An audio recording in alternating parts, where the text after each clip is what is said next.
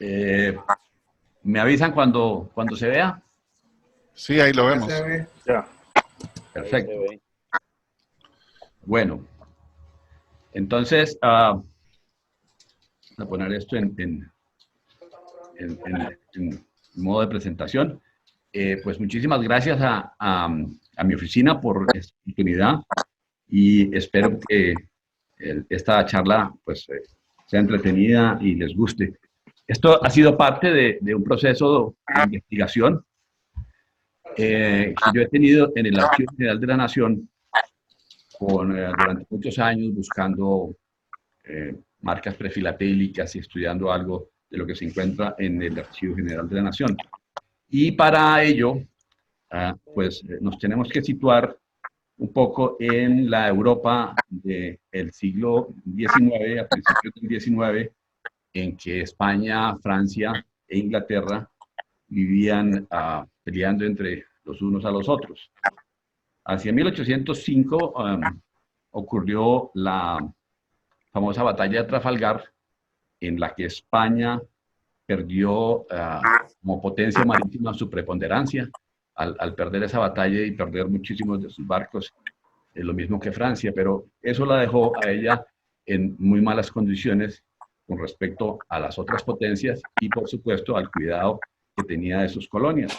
En 1807, como resultado del Tratado de Fontainebleau, España le permitió a las tropas de Napoleón pasar por el territorio español en la parte norte para dirigirse a Portugal, con el pretexto de proteger su frontera contra la pelea que tenía o la guerra que tenía con Inglaterra. Este paso, en un principio inocente, se convirtió pues en un dolor de cabeza para los españoles porque las tropas francesas se portaron muy mal, vivían realmente saqueando, haciendo actos de violencia. Por ejemplo, como una anécdota, el botafumeiro de la Catedral de Santiago de Compostela fue robado por ellos y lo fundieron para hacer monedas. Entonces esto generó entre la población española muchísimas inconformidades y al final lo que pretendía Napoleón era apoderarse de España y con ese propósito y querer nombrar a su hermano Pepe Botellas como emperador en España, lo cual llevó a que los reyes Carlos IV y Fernando VII fueran a Bayona, le hicieron una encerrona y los hicieron abdicar. Entonces, a partir de ese momento se creó un movimiento de resistencia en toda España contra Francia, en una guerra que duró hasta 1814. Eh, Nosotros, se creó una Junta Suprema de Gobierno que tomó las riendas del país y ellos, una de las cosas que hicieron entre tantas disposiciones fue enviar a todas sus colonias una real orden de Fernando VII para que se hicieran unas juras y unas fidelidades a Fernando VII. Entonces a la Nueva Granada llevaron al capitán de fragata Juan José Llorente, que salió en junio de 1808 en la fragata Sabrina, porteando esta cédula. Llegó a Cartagena el 9, siguió rápidamente a Santa Fe el 13 y llegó el 2 de septiembre allí. Luego entregó su documento, en Santa Fe se hizo esa primera jura y regresó después a España hacia principios de octubre de 1808. ¿En qué consistían estas juras?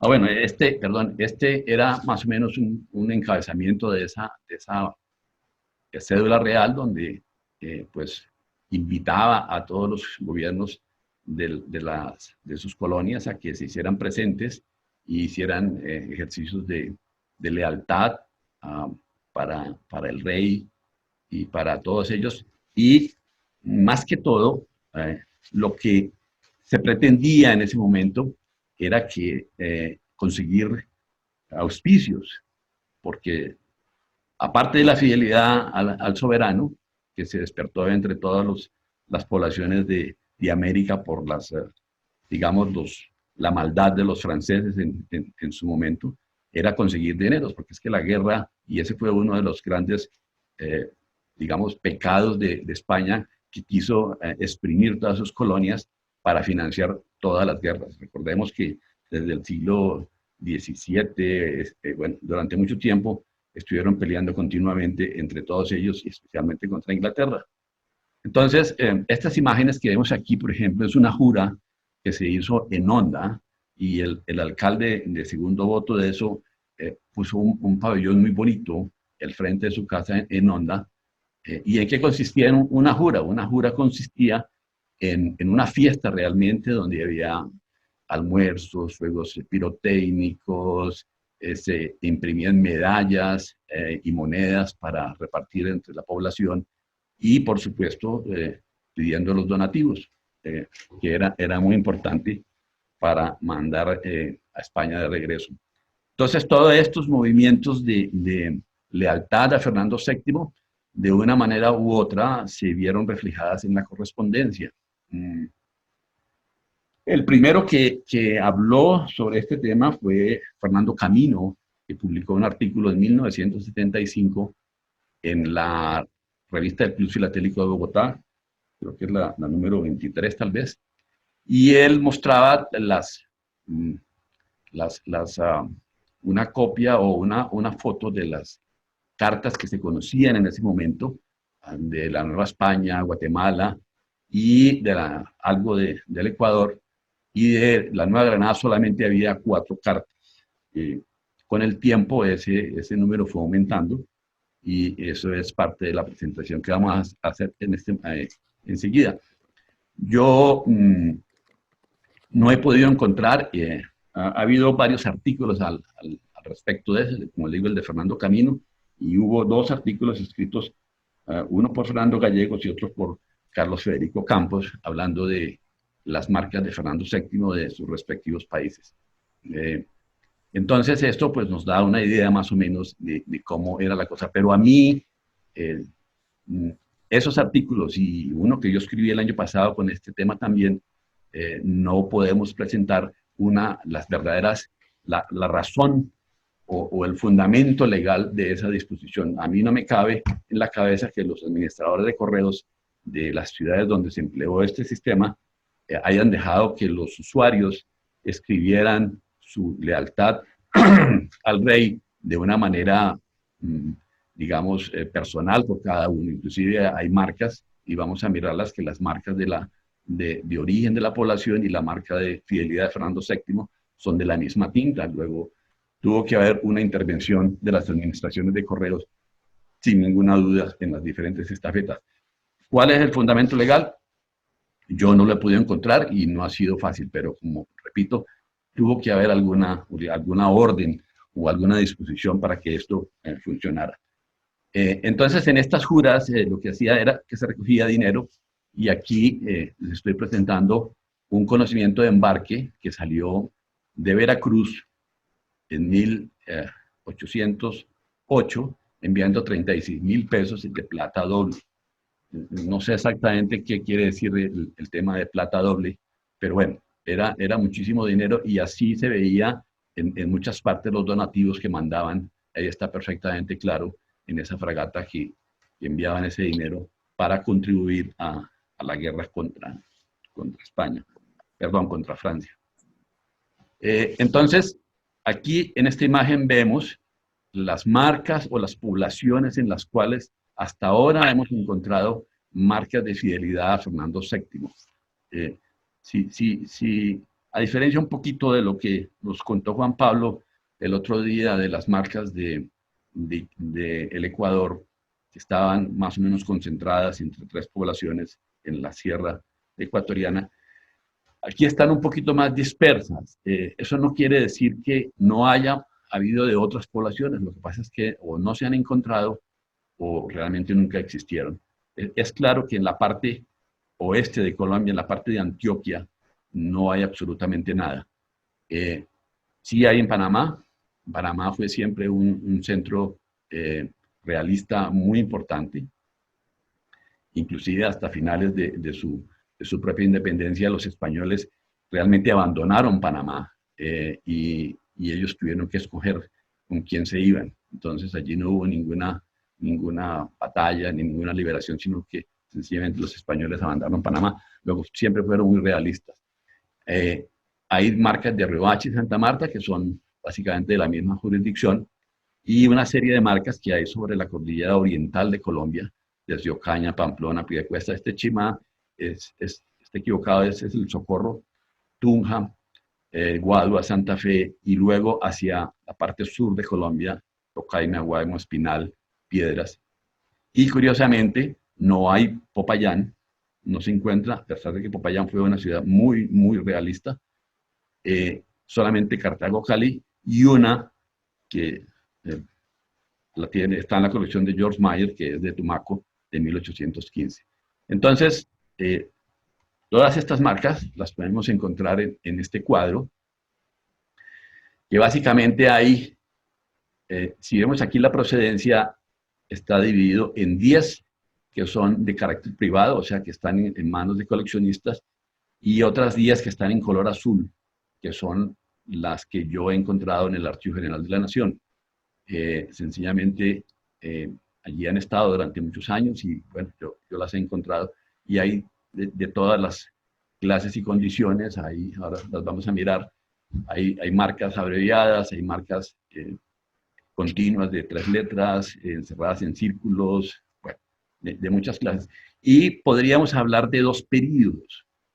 Uno a partir de 1808.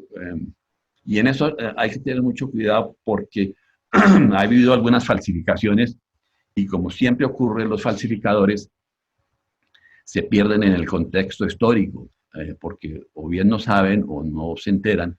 Y hay marcas, yo he visto marcas falsificadas de 1807, inclusive de 1806, y eso es imposible porque tiene que ser a partir de 1800, o finales de 1808 o 1909. Yo realmente no he encontrado en la Nueva Granada ninguna de 1808.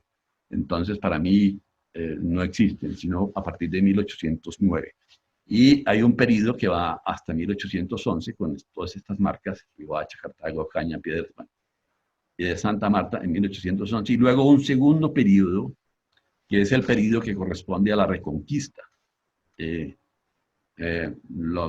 Las tropas, digamos, de la Nueva Granada sacaron a los españoles hasta cierto punto y ellos retornaron en 1815 con Pablo Morillo.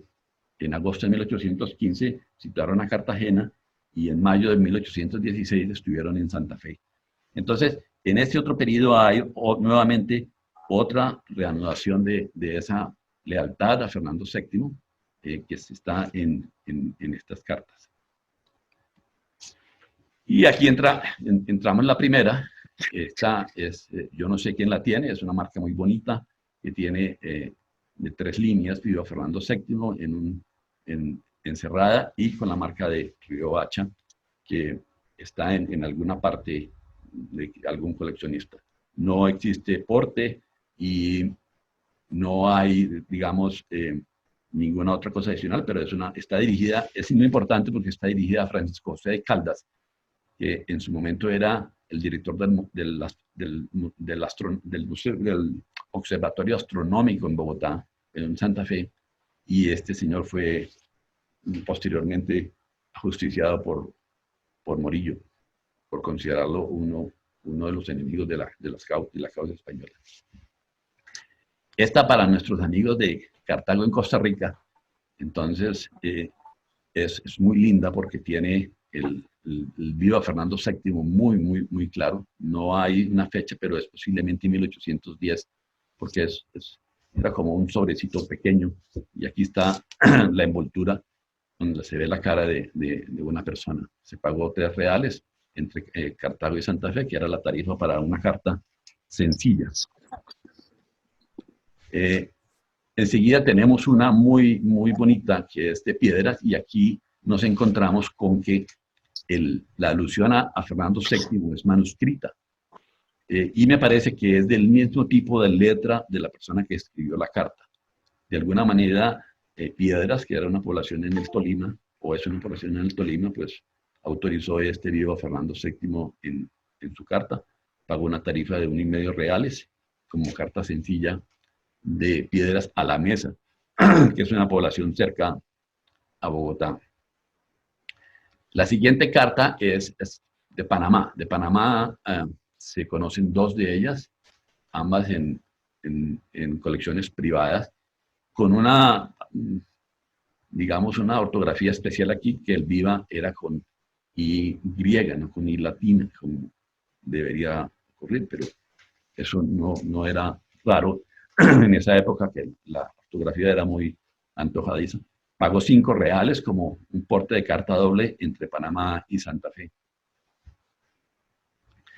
La siguiente es esta, que es muy interesante porque si miramos la tinta y la construcción de Guamo Franca, de la marca de origen, es la misma tinta de la inscripción a viva Fernando VII.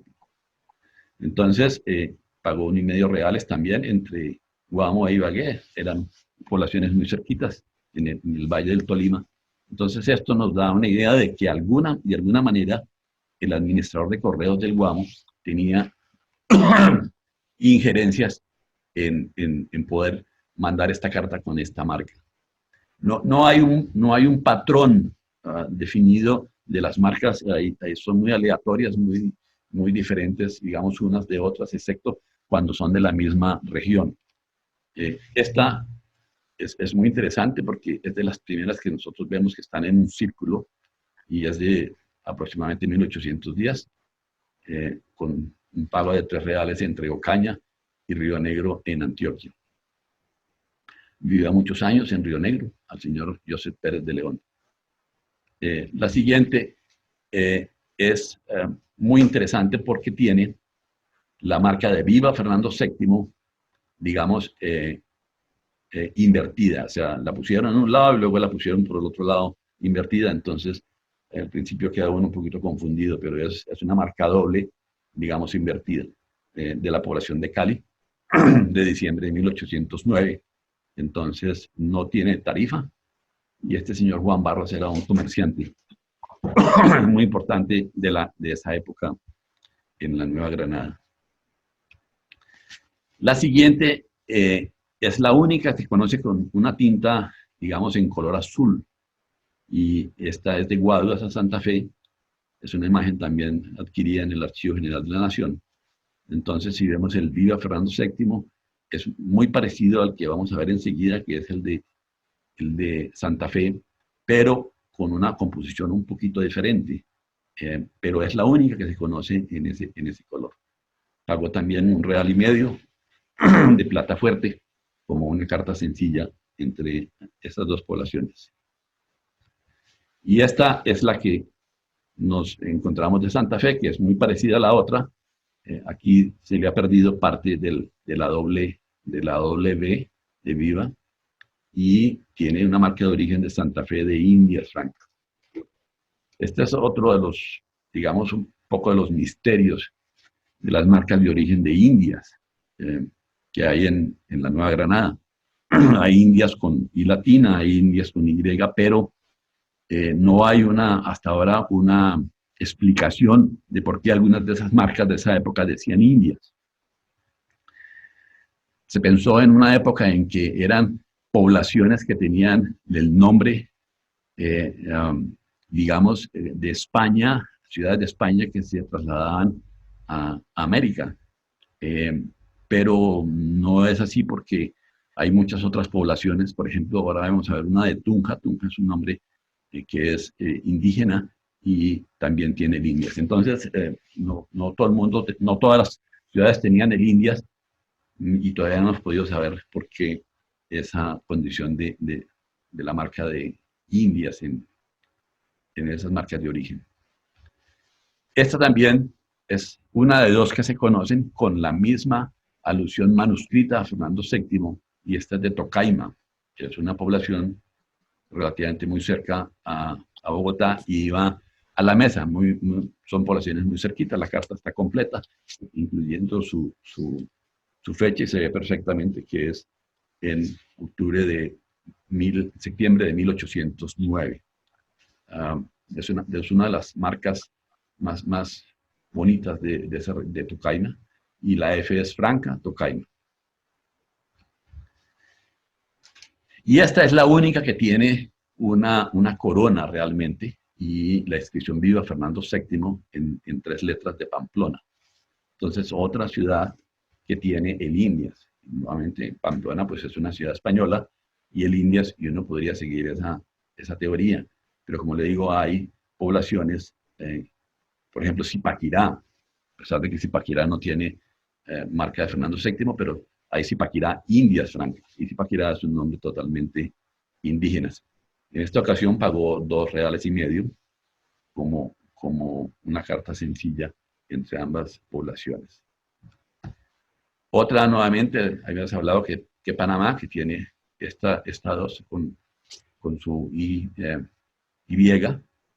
Panamá Franca hasta Cartagena, y pagó 2 reales, y está el 2 reales como tasa de carta sencilla entre Panamá y Cartagena. Una siguiente, esta es de Santa Marta. Si recordamos, la primera marca era de Río Hacha y tenía esta misma composición de la marca, pero esa era en color, digamos, sepia, oscuro, negro, y esta es en rojo, un rojo un vermellón muy fuerte. Y es un fragmento. Desafortunadamente, en el Archivo General de la Nación se encuentran muchas marcas prefilatélicas, digamos, mutiladas. Y eso se debía a que, sobre todo las envueltas, donde llegaba la correspondencia, las usaban como cabezas de procesos. Entonces, ante la escasez de papel, cortaban parte de esos papeles por la mitad, y pues no les importaba realmente que hubiera una marca, sino el reverso, que no tenía, que estaba limpio para poder escribir un proceso. Por eso hay muchísimas de estas marcas que se encuentran mutiladas. Esta, afortunadamente, alcanza a verse perfectamente el Viva Fernando VII, y está en tinta roja, muy bonita esa. Y tiene la marca de origen de Santa Marta, Indias Franca, a pesar de que solamente se le ve la mitad de la marca. Otra vez Cartago, está con una composición un poquito diferente, porque la que hemos visto de Cartago tenía unos círculos pequeños aquí marcando el Viva Fernando VII, y esta no los tiene. Esta es de noviembre de 1811, dirigida de Cartago a Pasto. 3 reales pagó. Esta es una tercera de Santa Marta, donde se ve perfectamente la misma inscripción Viva Fernando VII, y la marca de origen de Santa Marta, Indias Franca, la Indias, la I con Y. Entonces va dirigida de Santa Marta, Antioquia, y pagó 5 reales como carta triple en ese momento. Esta también está un poco borrosa también, y aquí vemos la marca de origen de Tunja. Entonces, Tunja, Indias Franca, y con la inscripción de Viva Fernando VII, dirigida también a Antioquia, y pagó los mismos 5 reales de plata fuerte aplicada entre esas dos poblaciones. Esta es la marca que tiene George Meyer en su colección, y ya llegamos a 1815, ya era el segundo periodo de la Reconquista, con una marca de la 2B invertida, haciendo la alusión a Viva Fernando VII. Entonces, dirigida de Tumaco a Quito. Es muy rara esta marca, porque pues Tumaco en ese momento era una población muy pequeña, y pues la apoyo a los españoles pues debía ser muy importante desde que se permitió, y lograron hacer una marca de esta que, como vemos, tiene la misma composición entre la marca de origen y la marca de lealtad a Fernando VII. Ya una de las últimas, y esta es de 1816, entonces ya no aparece Viva Fernando VII, sino Viva nuestro rey. Entonces aquí tenemos una marca de del Socorro Indias Franca nuevamente. Es el tema de esta carta. Y es muy importante esto de Viva Nuestro Señor, porque ya en 1816, ya la invasión de Pablo Morillo estaba en todo su apogeo en esa región, y los funcionarios tenían la condición, lo que un historiador amigo llamaban, eran funcionarios veletas. Es decir, ellos giraban a donde venía el viento. Cuando eran movimientos revolucionarios, pues se adherían a la revolución, pero si venía una contrarrevolución o una invasión de los españoles, pues se volvían nuevamente realistas. Y eso ocurrió mucho en esta población, en esa zona, donde los españoles cuando hicieron su entrada a la Nueva Granada en esa época, casi que le hacían un interrogatorio a todos los funcionarios a ver qué tan limpios estaban de revolución o no. Esta es otra tercera que tiene una marca de Viva Fernando VII en manuscrito. Si vemos el tipo de letra es exactamente igual del Viva Fernando VII al destinatario. Esta es de una población también en el Tolima, del Espinal, dirigida a Fusagasugá, y en color sepia, también con su contenido, en agosto de 1816. Y esta es ya una de las últimas, esta es fechada el 1 de agosto de 1817 y enviada desde Pie de la Cuesta. Y pues uno realmente se dice pie de cuesta, entonces Pie de la Cuesta Franca, con otra vez la alusión Viva el Rey, dirigida de Pie de Cuesta a Cácota, que es una población que está cerca de Bucaramanga. Este es de la colección personal de Jimmy Johnson. Pero no todas las cartas, digamos, eran de apoyo al rey, sino que ya al final, hacia 1818, ya iba funcionando muy bien la pelea contra el reino español, y algunas de esas cartas, por ejemplo, tenía esto. Esta es una carta muy simpática porque dice: odio a los tiranos y viva la independencia. Hay algunas cartas que se conocen con estas tres letras B, L, y la I o la Y era para indicar la independencia. Es una carta muy, muy simpática de 1818, donde ya se notaba, digamos, el resquemor hacia todas las tropas españolas. Y para nuestros amigos de Guatemala, les comparto esta carta que tiene la marca y la estuve investigando y es relativamente común en Guatemala, pero no sé si el amigo Francisco Gallegos la tenga Guillermo la tenga en su inventario, pero se ve perfectamente que es dirigida a la ciudad de Cartago en abril de 1811, ya, dirigida a la ciudad de Cartago. Y bueno, con esto termino la charla. Espero que les haya gustado, y si alguien tiene alguna pregunta, pues con muchísimo gusto. Felicitaciones, muy interesante. Muy bueno. No, buenísimo. Muy buena. Manuel, una pregunta. Sí, señor. Muy bueno. Una pregunta, Manuel.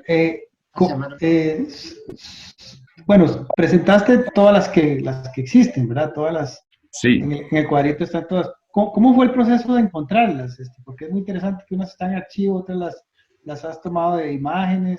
Quiero que me expliques cómo ha sido ese proceso, ¿sí? ¿Y cuánto te tardaste? Ese proceso ha tardado muchísimos años, porque yo llevo muchos años investigando en el archivo, sobre todo en los archivos colombianos. Y yo principié con el trabajo que hice ya hace mucho tiempo sobre el papel sellado. Entonces, buscando diferentes modelos del papel sellado que existió en la Nueva Granada, me iba encontrando con marcas prefilatélicas y yo iba anotando dónde estaban ubicadas. Posteriormente, con el tiempo, yo nunca he coleccionado historia postal. Me gusta el tema de investigación, pero por, digamos, por razones éticas, no he coleccionado historia postal, para que después mi amigo Alfonso no vaya a decir que es que yo estoy saqueando todos los archivos de Colombia. Entonces, por eso no colecciono historia postal, pero sí llevaba registro de todas ellas, y como el número iba aumentando tanto, pues me dediqué también a buscar más cartas prefilatélicas y me fui encontrando con todas estas. O sea que está repartido, 10 que están en colecciones privadas y 10 que están en el Archivo General de la Nación.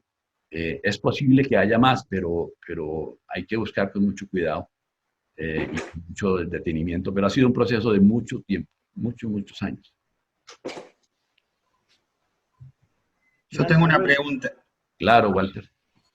Primero felicitarte porque es una investigación increíble lo que hiciste, y la verdad que lleva cualquier cantidad de tiempo y una investigación muy profunda de todo esto. Parece sencillo, pero la verdad que no lo es para nada. Me gustaría conocer tu opinión. ¿Por qué te parece que, principalmente en la primera época de Fernando VII, ¿por qué no aparece ninguna carta, son del Virreinato de Nueva Granada, y no aparece ninguna carta del Virreinato de Río de la Plata? Si se te ocurre, ¿por qué puede ser? Mi segunda pregunta... Sí, sigue. Y la segunda pregunta es, ¿por qué te parece que hay tan pocas, comparado con las que hay, que tengan esa marca de Fernando VII, que quizás por el contenido o por algo podés opinar o deducir algo? ¿Por qué no se encuentra, no es mucho más común? Yo no sabría decirte por qué no son más comunes. Realmente, para lo que hay en la Nueva Granada es mucho más creo que de lo que han encontrado en Guatemala, porque aquí estamos hablando de 20 ejemplares o 20 cartas. También es otro de los grandes incógnitas, y ya lo había expresado Juan Pablo y todos, ¿por qué solamente en la Nueva España, en Guatemala y en la Nueva Granada existe esta modalidad? No se usó en Cuba, no se usó en Perú, no se usó en Chile, y menos en Argentina y el Uruguay. En el Virreinato de Río de la Plata, ¿no? Que yo conozco. Por eso tampoco. O sea, Bolivia, Paraguay, Argentina, Uruguay. Nada de eso. Nada. Realmente, no sé si fue que no llegaron las instrucciones o el sentimiento patriótico era más digamos, de apoyo a Fernando VII era mayor en esta zona, que no lo sé, realmente no lo sé. ¿Y por qué no hay más? Yo creo que es que se destruyó muchísima correspondencia. Por ejemplo, de Cartagena no existe ninguna, a pesar de que Cartagena pues siempre fue una ciudad muy contraria al régimen español. Recordemos que ellos desde 1810 ya habían declarado su independencia, luego no debería haber de Cartagena. El archivo, por ejemplo, grande de Cartagena, en una ocasión a principios hacia los 1905 o 10, dicen que un alcalde estaba en unas bóvedas en Cartagena y lo echaron al agua porque necesitaban el espacio para cualquier cosa, y todo el archivo de Cartagena fue a dar al mar. Entonces, ¿por qué no hay más? Yo no sé, yo creo que al contrario, hemos encontrado muchísimas más. Si vemos que Fernando Camino presentó solamente 4 en 1975, y aquí ya estamos hablando de 20 ejemplares. Entonces, son bastantes. Muy bien, muchas gracias. Manuel, yo un par de comentarios complementarios. Claro. Primero que nada, bueno, fantástica la presentación, ojalá nos puedas compartir el PDF. Y bueno, de la que comentabas de Guatemala, sí, efectivamente la marca más común, y cuando hablo común, complementando lo que tú dijiste, común habrán unas 20, 25, 30 piezas. De la última que enseñaste, que es la de Guatemala, esa es la más común de todas. Yo las que enseñé en la presentación de Centroamérica, prácticamente se conocen unas 3, 4, o sea, esta es la que se conoce como 25, 30, creo yo, ya sumando todo. Hay hasta cartas dirigidas a España que tienen esto. Ya cuando vas a El Salvador, pues solo hay 4 de la marca que yo presenté. De las de Honduras hay como unas 3, 4 cada una de las marcas de Comayagua. Entonces sí se vuelve muy, muy escaso. Obvio, no hay tampoco la gran variedad que en Colombia. Yo tal vez lo que me atrevería a pensar, y la verdad yo no he visto cartas de Fernando VII en el Archivo General de Centroamérica. Tal vez busqué en la sección equivocada, yo solo me concentré en la sección de correos. Pudiera haber más en la sección judicial, pero una cosa que tal vez me atrevería a pensar es que cuando hubo la independencia, por lo menos en México, en Centroamérica, todos los símbolos realistas los trataron de eliminar. Entonces tú puedes ver palacios en la Ciudad de México que les quitaron el escudo y se ve como con cincel les quitaron el escudo porque era una representación de la monarquía y ahora todos éramos ciudadanos, ¿no? Entonces igual puede ser que muchas de estas cosas, y esta es puramente especulación, no tengo ningún fundamento para decirlo, pero igual las tacharon, igual las tiraron, porque pues no querían que ningún juicio se recordara que venía del tiempo de las autoridades españolas, ¿no?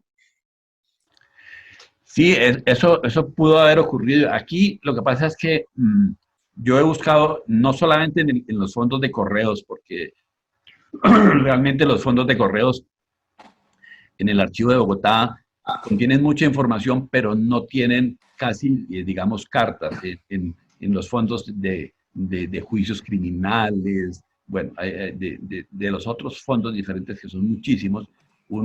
Allí encuentra uno mucha correspondencia y, como te digo, hay muchos, digamos, fragmentos que han sido mutilados para escribir en la parte trasera. Entonces, por eso es que se han conservado muchas de esas marcas, pero indiscutiblemente muchas de ellas se perdieron en el tiempo. Lo otro también que tenemos que ver en Colombia es que cuando los españoles salieron de la Nueva Granada en 1820, 21, en 21 salió la última parte para Cuba. Ellos se llevaron una parte de los archivos. Y esos archivos ahora están en el Archivo General de Indias. Pero no están como la Nueva Granada, sino que están como Cuba. Y yo no sé si alguien los habrá revisado. Lo que pasa es que en el Archivo General de Indias no es fácil revisar. Ellos, como te digo, no dejan tomar fotografías y todo es pedir la fotocopia y en este momento se están demorando hasta 8 meses para entregar copias de las que se piden allá. Entonces, hay muchos investigadores en el tema de correos, pero no en el tema de Cuba. Y yo creo que ahí tiene que haber mucha de esa correspondencia que está entreverada. Pues yo nunca la he revisado y no. O sea, estoy hablando a priori, pero es posible que allí se encuentre más.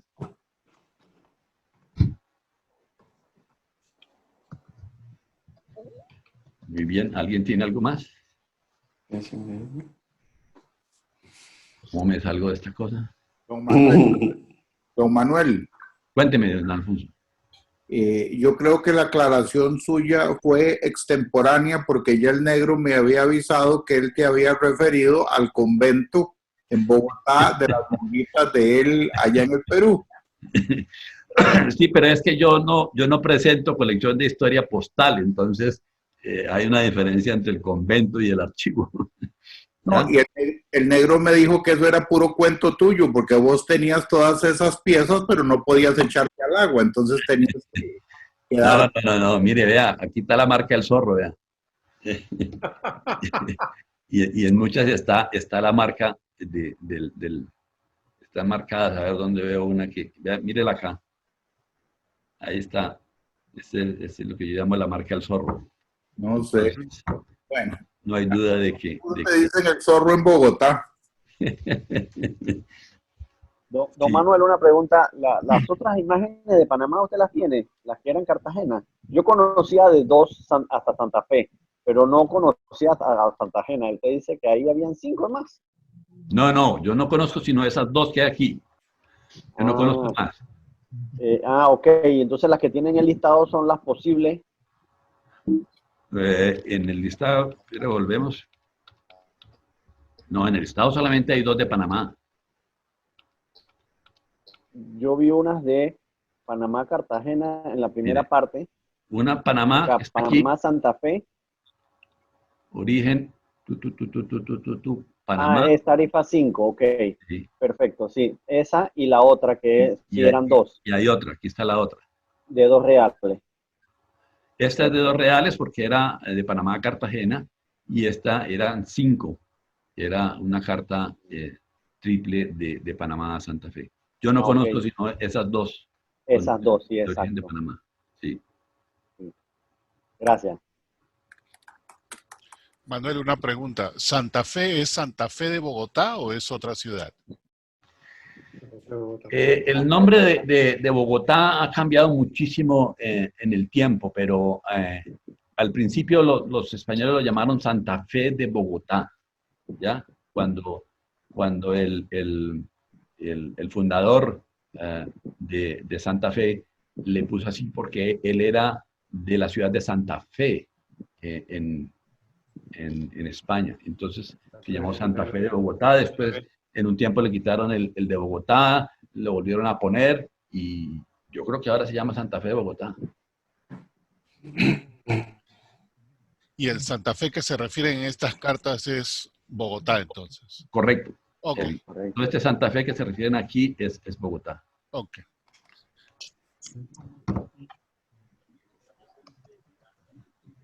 Y las cartas todas de Panamá también dicen Santa Fe.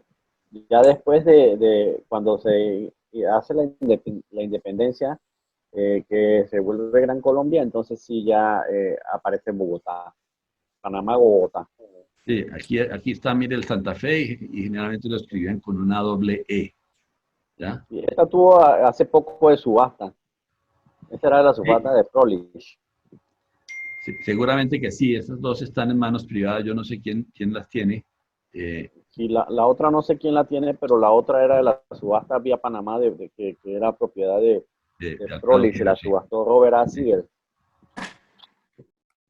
A mí siempre me llama la atención quién tiene esas cartas, porque es que los coleccionistas colombianos de prefilatelia tienen muy pocas, tendrán 2 o 3, pero las otras 7, yo no sé quién las tiene, o en manos de quién están, porque yo no las he visto pues, en ninguna otra parte. Pero es posible que haya más y que en algún momento pues aparezcan, como ocurre por ahí que la gente compra las cosas y las guarda porque les parecen interesantes. Bueno, muchas de las de Panamá de esa época, de filatelia de esa época, las tengo catalogadas como ex. Es fulano, es mengano, es sultano, pero actualmente no se sabe quién es, porque hasta que no llega una subasta no se sabe de quién era. Sí, claro. Así que ahora mismo son anónimas, pero sí, por ejemplo, hay Google, hay Camino, hay Frolich, hay... Esta, por ejemplo, lleva mucho tiempo de un lado hacia el otro, pero yo no sé realmente quién la tiene. Esta carta estaba en manos de Santa María al principio. Un coleccionista de prefilatelia de Colombia que se llamaba Juan Santa María. Y en la subasta de él hace muchos años salió y realmente no sé ahora dónde esté.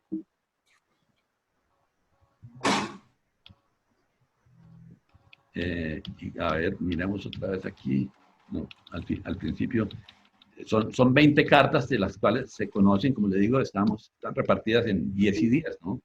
10 de carácter, digamos, 1, 2, 3, 4, 5, 6, 7, 8, 9, 10 privadas y 10 que están en el Archivo General de la Nación en Bogotá. Otra pregunta media tangente. Estas son, digamos, de afiliación, soporte, de apoyo a Fernando VII. En el Perú hubo, o no en el Perú, en Chile, el Interceptada de Lima, que es más o menos de esta misma época. ¿Hay alguna otra marca relacionada a esta época que no sea necesariamente de adherencia a Fernando VII, pero algo relacionado a ese tiempo? No, que yo conozca solamente ya al final del periodo de la independencia, marcas como esas de Viva la Independencia. Y solamente a mano, no en... Solamente a mano, solamente a mano. Hay una que es una marca del Socorro, si me acuerdo, Es una marca redonda. Espérate, la busco aquí un segundo. Es del Socorro y dice, curiosamente dice,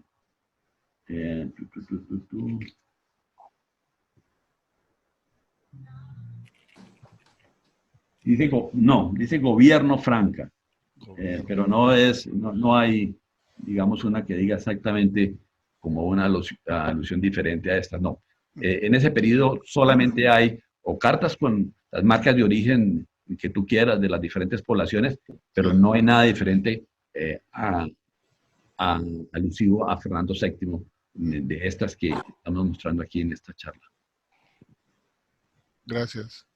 Solo para complementarte, en Nicaragua sí hubo una que era Viva la Independencia, 1821. Ok. Que también la mostré en la presentación, y hay otra de Viva Agustín I, que era el emperador Iturbide en México. La que mostraste, Guillermo, es la de Honduras, la de Independencia. Perdón, la de Nicaragua es la de Agustín de Iturbide. Sí, correcto, sí, tienes toda la razón. La Viva de la Independencia es de Honduras. Muy bien. Bueno, ¿alguien tiene alguna otra pregunta? Con muchísimo gusto. ¿Te puedo mostrar las marcas de Honduras? Claro, por supuesto. Un momento, ¿cómo hago esto? En la parte inferior de la pantalla hay un botón verde que dice share sí, ahora sí.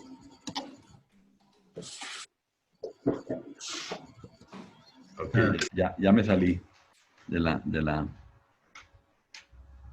la imagen. Y que busca posiblemente en Argentina, en Perú, en Chile, todas esas épocas, no había el apoyo a Fernando VII porque ya estaban los movimientos independentistas.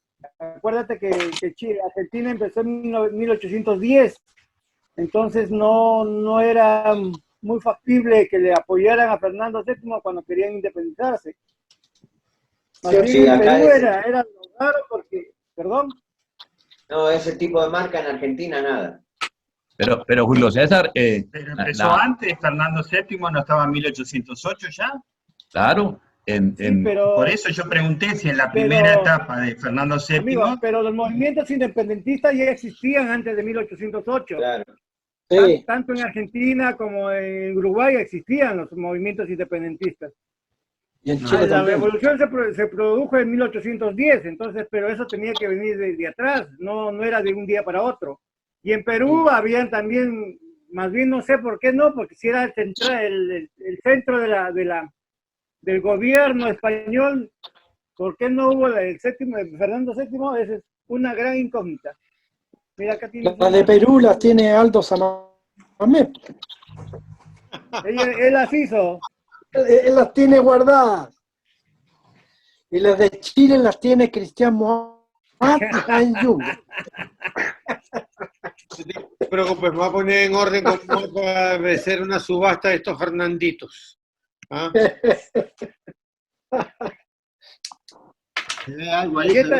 Sí, se ve. Este cuño debe haber sido de madera, ¿no? Porque mira, está bien maltratado. Don Manuel, aquí yo no he... Usted menciona que no encontró en 1808. ¿verdad? Correcto. En Napoleón, pues aquí dice, ¿verdad? Lo menciona en mayo de 1808, invadió España. Sí, eso es cierto. Lo que pasa es que, digamos, vuelvo a mi teoría de que tuvo que haber alguna disposición oficial de la Junta Suprema a sus colonias, enviando unas instrucciones para que de alguna manera se hicieran presente en la correspondencia. Entonces, el tema de Bayona fue en mayo de 1808 y luego entonces ya inició una guerra contra Francia. pero las instrucciones de esto o las noticias a América fueron llegando solamente en la segunda mitad de 1808. Por eso, para mí es poco probable que existan cartas de 1808, a menos que sean muy a final de 1808. Una pregunta, por favor. ¿Por qué en Ecuador no se conocen estas cartas con el sello Viva Fernando VII? No, sí se conocen. Realmente hay como 3 o 4, ¿cierto? Nos puede ilustrar Juan Pablo. Pero Juan Pablo ya habló de ello en estos días. Sí se conocen. Y precisamente él nos decía que eran de 3 poblaciones muy cercanas, todas en la sierra. Sí, hay 4 marcas. Una en Riobamba, 2 en Ambato y una en Guaranda. Ahí tienes. Lo interesante de esta carta que está ahora compartiéndose es que las tintas son distintas, ¿no? Y creo que, Manuel, las que tú mostraste, muchas son con la misma tinta, ¿no? Correcto. Sí, esta y esta son diferentes. No. ¿Y por qué? ¿Dónde la habrán puesto? Si no la ponen en el origen, ¿dónde la ponen? No sé. Esta debe ser de algún tránsito. Imposible. No. Está hecho, el matasello está hecho de madera. No le busque 4 patas al gato. Sí, creo que... Debe haber alguna razón por la cual sean diferentes las marcas, de diferentes color. No sé. O sea que, Manuel, tu investigación llegó también a que te parece que son todas con la misma tinta, ¿verdad? Sí. Sí, tendría que ser, porque era de la misma salida de cartas, ¿no? Ahora lo raro es por qué no fueron, que era apoyo a Fernando VII, por qué no fueron a España. Casi todas son internas.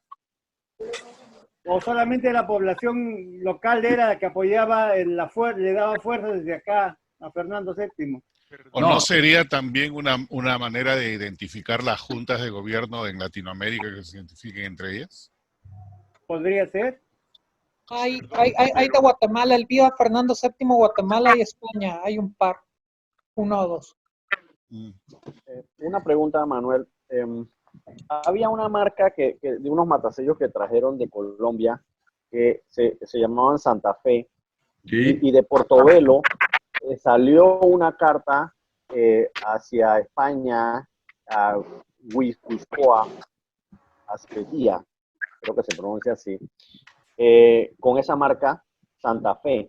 Correcto. Y esa marca, ¿a qué se debió? Porque, por ejemplo, la administración postal, de repente, en 1800, prácticamente, 1804 es la carta, o sea que ellos asumen eliminan el matasello, la marca en Portobelo, y entonces regresan a la marca Santa Fe como si esto fuera la administración postal de Santa Fe. No, eso tiene una explicación muy clara. En 1700, que no me acuerdo exactamente, estoy buscando aquí en el libro, en 1778-79, las autoridades españolas cambiaron las disposiciones y emitieron una nueva reorganización de los correos y crearon 7 distritos en todas las colonias españolas. Digamos, Nueva España, Guatemala, Cuba, Nueva Granada, Perú y tal y tal. Y cada una de esas diferentes 7 circunscripciones tenía una marca. A Santa Fe, o sea, a la Nueva Granada le mandaron la marca de Santa Fe. Entonces, en algunas colecciones, digamos, Hugo Vogel tenía una y creo que Jesús ya tenía 2 de esas marcas, cartas que salían de Panamá con la marca Santa Fe. Entonces, todo el mundo se hacía la misma pregunta tuya. ¿Por qué una marca que salió de Panamá o de Portobelo o de Ciudad de Panamá, por qué tenía una marca de Santa Fe? Porque Panamá era de la circunscripción de Santa Fe y por eso tenía esa marca. No se conocen sino como unas 3 cartas y son bien raras. Y esa es la razón. Hay inclusive una disposición en el libro que yo te mandé, después te digo exactamente en qué página está la disposición, y hay un documento donde se muestra que habían mandado como 6 o 7 cuños con la marca Santa Fe para que los distribuyeran en las diferentes poblaciones de la Nueva Granada, que enviaban cartas al extranjero. Eso solamente eran para cartas que regresaban a España, no para cartas dentro del mismo territorio de la Nueva Granada o de Panamá. Tú encuentras, digamos, cartas dirigidas de esas de Panamá hacia Guipúzcoa, en España. Las demarcaciones fueron como 1775, ¿no? Eso, algo así más o menos. 79. No, fue un poco antes. No, 1770. Bueno, yo te digo por qué, porque yo tengo, lo mismo pasó acá en Perú. Tengo documentos donde indican que mandaron 10 marcas con Perú que tenían que dejarse en Potosí, en La Paz, en Cotagaita, o sea, en la parte boliviana, y que llegaran a Lima, Arequipa, hasta Guayaquil. Entonces, por eso existe la marca Perú en Guayaquil, por eso existe la marca Perú en Cotagaita, en La Paz, en Potosí. ¿Por qué? Porque esa disposición del 79 hacía que se repartieran esas marcas. Lo mismo pasó del 75, no puede ser. 79 es la reforma. No, ya lo encontré, es el 78. Ok, bueno, era por esa Sí, época. más o menos, pero sí es el 78. Entonces, hubo un cambio de disposiciones y de tarifas y la creación de esas 7 diferentes circunscripciones.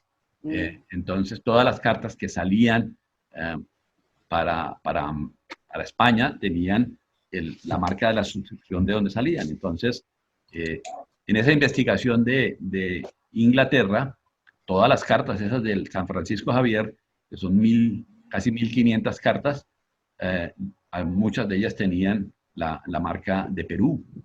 Cuando salían, digamos, las enviaban a España. No todas, hay unas de Guayaquil también, que tienen la marca Perú, pero con el Perú hecho en Guayaquil, no hecho en Lima. Sí. La orden decía que tú podías, o sea, que te mandaban 10 marcas, pero si habían más localidades, podrías hacerlas tú claro. en el sitio, ¿no? Porque se conocen, se mandaron 10, pero se mandaron a hacer 6 más acá localmente, o sea, son 16 marcas de Perú que existen repartidas. ¿No? Correcto, esa era la instrucción y si necesitaban más, pues las mandaban a hacer, porque así realmente tenían que... Así era la instrucción. La ciudad y era para toda la correspondencia, para identificar de dónde procedía la correspondencia que se enviaba a España, o sea, el local. Sea de Santa Fe, entonces todo era de Santa Fe, esas las juntaban todas de donde viniese, Guatemala, de Panamá, de donde tuviesen la marca Santa Fe, y las juntaban en un solo sitio para disponer o dar las órdenes a ese rubro. Si era de Perú, perdón. Una pregunta, perdón. Julio, perdón, solo un comentario rápido. ¿Sí? Hablo. Aquí en el Ecuador se conmemora el 10 de agosto de 1810, que es el primer rito de independencia. ¿Hay alguna evidencia de eso a nivel internacional conocido, eso del 10 de agosto, el primer rito de independencia? Pregunto a quien sepa de eso, ¿no? No sé, ¿qué dicen los colegas ecuatorianos? No. El 10 de agosto, el primer rito de independencia. No se sabe nada. Eso fue una gesta que duró un año y después los mataron a los que hicieron ese grito, así que al final no se independizaron. No trascendió. No trascendió. Vale. Les voy a mostrar... Julio César, solo un punto sobre tu comentario. Las demarcaciones se crearon en el 1778, pero la tarifa se refleja en 1779, como tú decías. Claro, así es. Les voy a mostrar otros Fernando VII, aunque estos son los de Honduras, pero también que fuimos muy prolíficos con Fernando, como se dijo en la exposición de Guillermo, aquí éramos fans de Fernando, ¿verdad? Entonces, les voy a mostrar los de Honduras. Algo que se explica es que da a entender que algunas de las marcas fueron hechas por alguna dependencia de gobierno, no precisamente puestas en el correo de la época. Entonces, eso podría explicar por qué hay diferencia en las tintas. Tal vez las cartas, tal vez, esto estoy especulando, ya llegaron al servicio postal con la marca, perdón, con la marca ya puesta. Eso es una posibilidad. Pero, ¿se ve? Sí. Ok, perfecto. Esta es una. Entonces dice aquí de la Real Casa de la Moneda Casa de Rescates. Es posible, aunque no estoy yo no soy experto en Fernando VII. Es posible que la carta ya haya llegado con la marca al correo, pero eso no se podría decir a ciencia cierta. Permítanme, déjenme mostrar la que sigue. Solo son como Esta seis. es similar a la que mostró Manuel hace un momento, ¿no? Similar también a la que mostró Sergio. No, esa la mostró Vendek. Sergio Oh, Vendek. ok, Sí, sí, no, sí, es que estas son de Sergio también, pero es que esta no. Ok, aquí viene otra que casi no se aprecia. Viva Fernando VII en Comayagua. La marca está aquí, pero casi no se nota. Presentación en PowerPoint. ¿Qué pasó? Algo apreté que solo me deja escribir en mayúsculas. ¿Qué será? El botoncito de las mayúsculas, seguramente. Ok. Mauricio, y una pregunta, Mauricio. Según vos, entonces, ya venía el papel marcado, pero ¿de dónde? Mire, es que, por ejemplo, esta la explicación que dice es marca de Viva Fernando VII usada en 1809 por la Factoría de Tabaco de Comayagua. Hay que acordarse que aquí la Factoría de Tabaco era renta de la corona. Es posible que esta marca, toda la correspondencia que se conoce con esta marca es de la Real Factoría de Tabaco. Posiblemente ellos hacían su correspondencia y la marcaban y después iba al servicio postal. Eso podría explicar por qué la diferencia en las tintas de la marca postal del correo de la ciudad y la marca de Viva Fernando VII. Podría explicar eso, pero no, estoy especulando, pero eso podría ser una explicación lógica de por qué. No, pero esa es la explicación que siempre se ha dado de estas marcas de Comayagua. Sí, o sea, que no era tanto que en el servicio postal, sino que se ponían, porque aquí obviamente el de la Real Factoría de Tabaco le convenía estar bien con Fernando. O sea, era por salvar su puesto, seguramente. O sea, todas las cartas que estás mostrando son de esa factoría. Las de la marca anterior, sí. O sea, que aquí las anteriores, las que eran circulares, sí. Vamos a ver cómo es. Ese que esto también es de la Real Factoría de... Y si uno ve, el destinatario de esta otra es otra factoría de tabaco, de la Real Renta de Tabaco en Guatemala. O sea, de una empresa de tabaco de la corona en Honduras a Guatemala. O sea, y esta que viene, perdón, esta otra que viene son de marca usada por los ministerios generales de Comayagua. O sea, otra dependencia del gobierno colonial. Y falta una más. Vamos a ver. Y las que se usaron en Tegucigalpa, un bien chiquito. Pero vamos a ver, aquí hay otra muy parecida a la que nos mostró Sergio Vendek hace un momento. Lástima que de todas estas cartas casi todos son frentes. La carta en sí, el contenido no está. Y estas son las usadas en Tegucigalpa. Aquí sí se puede apreciar, da a entender que sí es la misma tinta, solo que está más marcada el Viva Fernando VII que la marca que dice Tegucigalpa. ¿Y cómo, Mauricio, se sabe que los frentes son de esa factoría? Al ser solo frentes, ¿dicen en algún lado? Hay otros que creo que es la carta completa, pero es que la mayoría de estos sí son frentes. Tendría que tener las piezas y eso que las revise Sergio y después nos diga. Pero Mauricio, eso que estás diciendo refuerza mucho mi teoría de que tuvo que haber alguna disposición oficial, porque si esta era la factoría de tabacos, pues ellos a mutuo propio no creo que hayan tomado esa iniciativa a menos por espontaneidad, no creo. Una disposición. A lo mejor, pero como igual lo que nos mencionó Guillermo, o lo que tú mencionaste, Manuel, aquí después de la independencia hubo un relajo en todo, o aquí cada revolución que había le metían fuego al archivo a lo primero que hacían. Claro.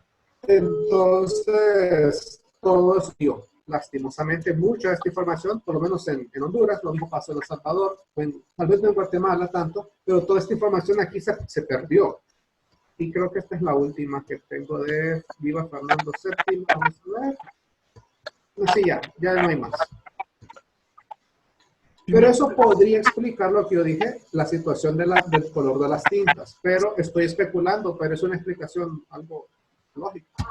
Si me permites, yo también quisiera ahondar un poquito en ese punto que tocaste, Manuel, en cuanto a una autorización oficial.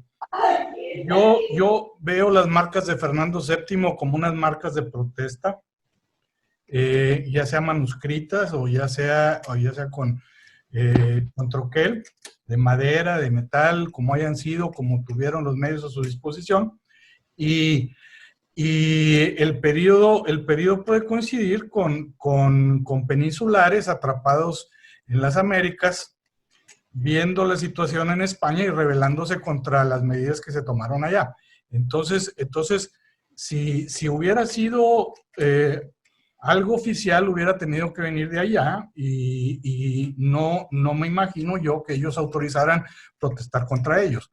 Si tú me dices, bueno, directamente del virrey, directamente del gobierno, instruyendo a sus oficinas, ya sería una rebeldía declarada sin saber en qué iba a parar la situación en España. Yo creo que era un poco de cautela, pero yo sí imagino que había muchísima ira contra lo que estaba pasando en la península y alguien con ese fervor patrio que le entra, sobre todo cuando estás alejado del centro de poder, utilizó el Viva Fernando VII como un grito de protesta en la correspondencia. Y dadas las circunstancias y dada la situación, pues yo tampoco puedo culpar a los administradores locales por haber aceptado el correo con una marca de esa naturaleza. Y eso es lo que yo podría aportar al comentario, ¿no? Y es muy factible, Jaime. Lo que pasa es que no tenemos todavía evidencias de lo uno o de lo otro, ¿no?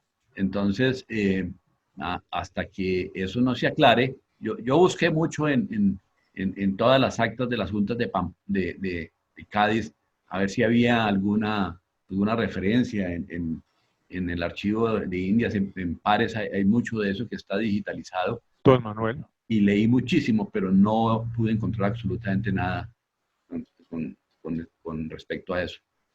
Yo curiosamente, porque esto lo veo aplicado en lugares que están distantes de altas esferas de poder colonial. Entonces, si hablamos de Centroamérica, si hablamos de las que se usaron en Nueva España, fueron oficinas muy secundarias. No me atrevería a decir lo mismo en Sudamérica porque no conozco lo suficiente, pero en el caso de Nueva España y ciertamente en Centroamérica sí eran oficinas distantes de lo que era pues las altas esferas de poder colonial. No, en el caso de la Nueva Granada está muy claro porque pues marcas de Santa Fe, marcas de Santa Marta. Santa Marta fue una ciudad muy, muy realista. De hecho, casi que hasta muy al final de 1818, 19 fue cuando vinieron a tomar a Santa Marta, pero hasta ese momento siguió siendo realista completamente. Entonces, eso no ocurría acá. Aquí había centros de poder. Tunja era una ciudad muy colonial, muy realista. Santa Fe, por supuesto. Bueno, y muchas de esas otras poblaciones intermedias. Lo que pasa es que creo que se ha perdido muchísima correspondencia. Entonces no se puede uno dar una idea más clara si encontrara, digamos, un número bien abundante y con eso crearse una mejor idea. Pero con tan pocas cartas, pues todos son elucubraciones, ¿no?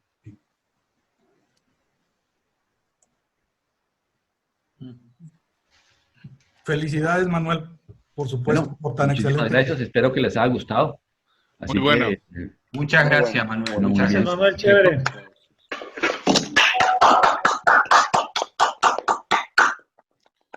Y mañana, ¿quién nos toca? Gracias. Héctor. Perdón, un par de comentarios, si es posible.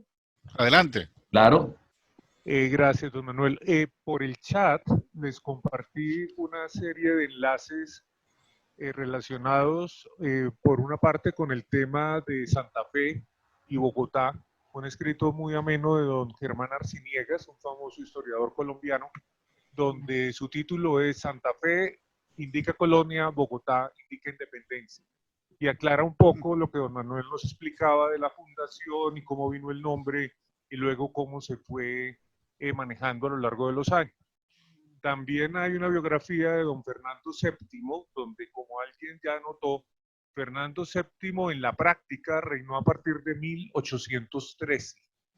En 1804 hubo el motín de Aranjuez, cuando él depone a su padre Carlos IV, fracasa, es perdonado, y posteriormente Napoleón Bonaparte les cita a Bayona y les apresa a ambos, haciendo que Fernando VII devuelva la corona a Carlos IV para que acto seguido se le entregue a Joseph I Bonaparte, el famoso Pepe Botellas. Va también la biografía de don Antonio José Amari Borbón, el último virrey en la Nueva Granada en este periodo, porque el último virrey de la Nueva Granada, o los dos últimos, gobernaron desde Panamá, no desde Santa Fe, siendo de todas maneras la jurisdicción de Santa Fe, como ya se anotó. Y si ven en don Antonio José Amari Borbón, él fue nombrado virrey en 1802, es decir, era un protegido de Godoy, Manuel Godoy, el príncipe de la paz, y era por lo tanto un afrancesado, es decir, de los que apoyaban al príncipe de la paz, a Joseph I, y la marca de vivo Fernando VII, que se conocía en esa época como el deseado, corresponde a una marca patriótica de los españoles americanos, porque la construcción de patriotas y realistas es una construcción posterior a la independencia, pero en esa época había españoles peninsulares, había españoles americanos y, por ejemplo, Cataluña, tan de moda en estos días, tenía virrey. En Cataluña había un virrey, de hecho el himno catalán de los segadors habla de la rebelión en la que matan al virrey de la metrópoli, pero es que los virreyes, que eran inicialmente dos, México y Lima, posteriormente por un tema de defensa se creó el virreinato de Santa Fe y algo después se creó el virreinato del Río de la Plata. Estos virreyes no eran sino 4, porque de hecho las Filipinas dependía de la Nueva España, dependía de México, que ahí debe haber también unas marcas muy interesantes en Filipinas, porque contrario a lo que creemos ahora con la inmediatez de los medios de comunicación, hay un libro muy interesante donde se ve cómo noticias de Europa en 1600 le llegan a príncipes aztecas educados por los jesuitas en menos de 4 meses. Llegan las noticias desde la península. Entonces, estas marcas realmente eran una forma de rebelión personal de una parte y de funcionarios que estaban en contra del régimen afrancesado que todavía existía. Y se hablaba de Quito.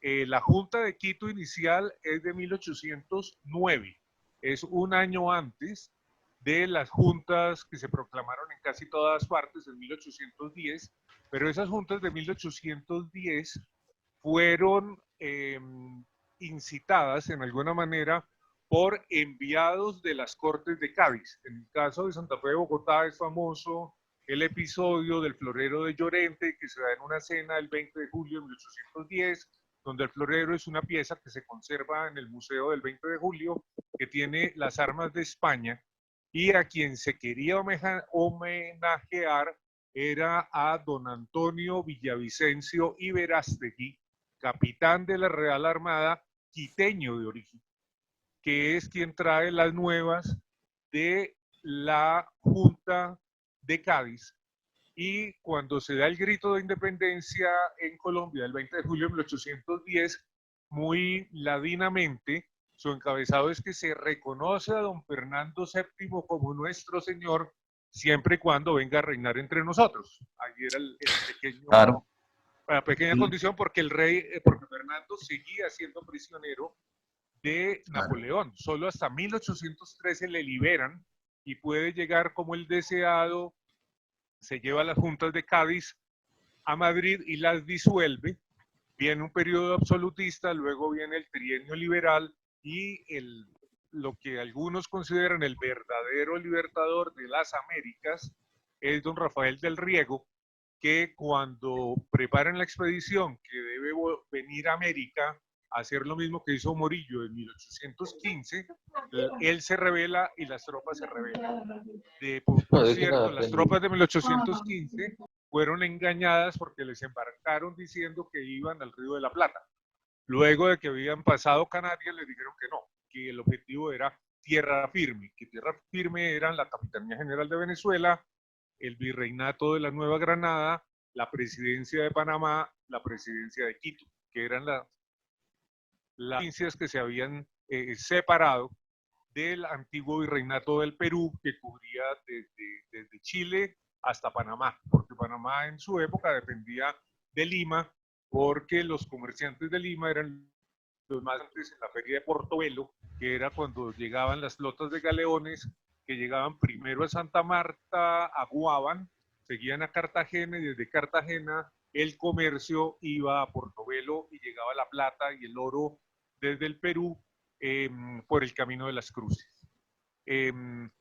Si quieren ampliar en algunos de estos conceptos, como les digo, está en el chat, para que con calma puedan darle una mirada y darle un poquito de contexto histórico a esta exposición tan interesante de don Manuel Arango. Gracias. Muchas gracias. Gracias, Álvaro. Gracias. Muy bien. Sí, esa es mucha historia. Yo no soy tan historiador, pero pues lo que nos acaba de relatar Álvaro es un compendio, en pocas palabras, pero abarca una gran cantidad de conceptos muy claros, sobre todo el tema de que por lo menos en la Nueva Granada se quería a Fernando VII, pero allá lo respetaban, pero aquí queríamos ser independientes, con lealtad a Fernando VII, pero él allá sin reinar en este lado. Ese básicamente era como el concepto que existía. Si las cartas eran entre verdaderos realistas, pues es posible, pero tampoco, como le digo, no tenemos fundamento para llegar a mucho más de quiénes son los destinatarios de las cartas. Okay. Interesante tema, en el borde de la colonia y la independencia. Ah, sí, claro. No, fascinante. Fascinante. Gracias. Como dijo Manuel, no era una independencia completa, ¿no, Manuel? Según te entiendo. En realidad querían, igual, podían seguir siendo dependientes de Fernando VII. Claro, una autonomía, algo así. Sí, ese era como existe ahora en España las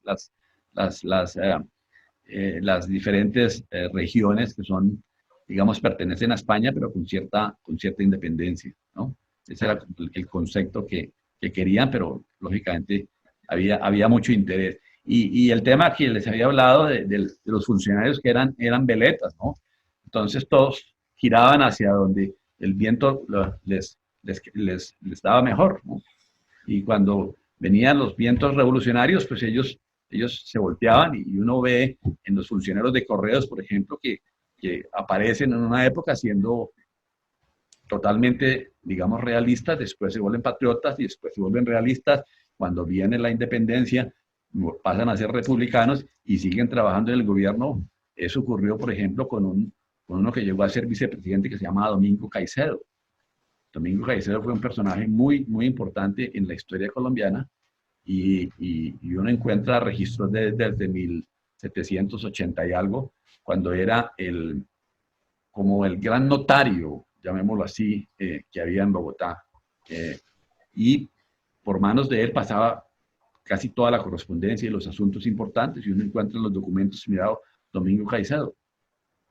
Cuando vino la independencia, él se alió un poco con el gobierno, después vino la reconquista y se le perdió el rastro, y después de 1820 vuelve a surgir, y en 1830 y algo llegó a ser vicepresidente de la República la Nueva Granada.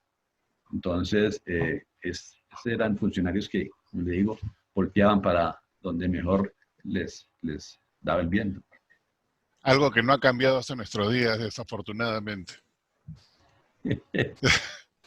Sí, claro, eso sigue siendo así porque pues es la conveniencia de sobre todo los funcionarios oficiales, ¿no? Así es. En Uruguay, por ejemplo, hay una anécdota muy linda que el que escribió el himno uruguayo en realidad era fiel a los españoles, pero como le pagaban, hizo el himno de Uruguay, que decía oriental es la patria o la tumba. Claro. Cuando después que hizo el himno uruguayo y hizo el himno paraguayo. El himno de Paraguay y el himno de Uruguay está escrito por el mismo poeta, que en realidad era de los españoles. Pero el que le pagaba, si venía alguien y le pagaba, él escribía el himno. Es muy interesante. Negocios son negocios. Exactamente. Los veletas, como dice Manuel. Sí, claro. Al son que me toquen bailo. Dice por ahí un adagio popular. Gracias nuevamente, Manuel. Bueno, muy bien. Gracias, Manuel. Pregunta, ¿cómo fue el tema de las traducciones? ¿Funcionó? Ahorita lo